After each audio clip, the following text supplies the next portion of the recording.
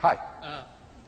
I wanted to follow up on the first question. So we live in an objective, knowable universe, and this means that, I believe this means that we could ground morality in the objective facts that is needed to advance our life.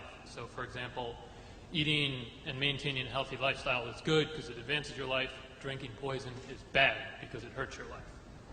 And so on this, initiating force or fraud against others is bad for your life, because not only because it put you in physical danger, but it could also make you miserable and you will not live an emotionally healthy life. So in this, using this reasoning, I believe we can say that, again, eating healthy and maintaining a lifestyle with lots of exercise or maintaining fulfilling relationships with others is good because it helps your life. And committing rape, theft, or murder is bad because they will either put you in physical danger or because it will make you miserable and hollow. So what do you think of this reason? If I understand your point of view, and I'm not entirely sure that I do, it sounds to me like you're confusing moral values with prudential values.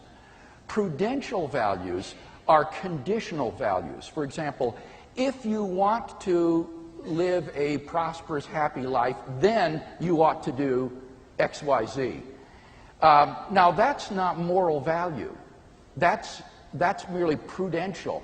That's like rules for agriculture.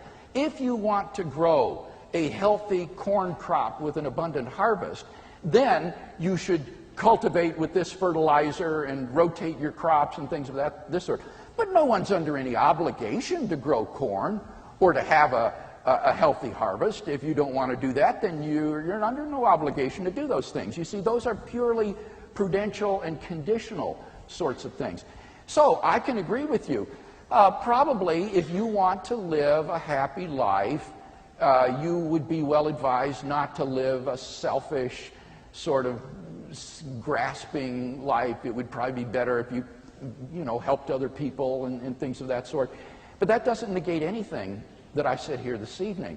It would nevertheless be true that the psychopath or pedophile who instead chooses to rape little children because that brings him fulfillment does nothing wrong on that view.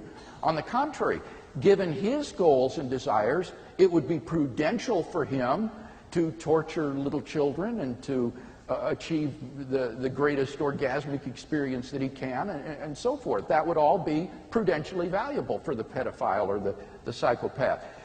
Similarly, there's nothing wrong with what the Nazis did in the Holocaust. If you want to have a pure Aryan society, then you ought to exterminate the Jews and the Gypsies and the homosexuals. You see, it becomes conditional and prudential, and so none of that negates what I've said this evening, that if God exists, then you have a basis for not conditional, prudential claims. You have a basis for objective, absolute claims about goodness, about moral obligation, and then finally about moral accountability, which would still be missing even on the prudential view.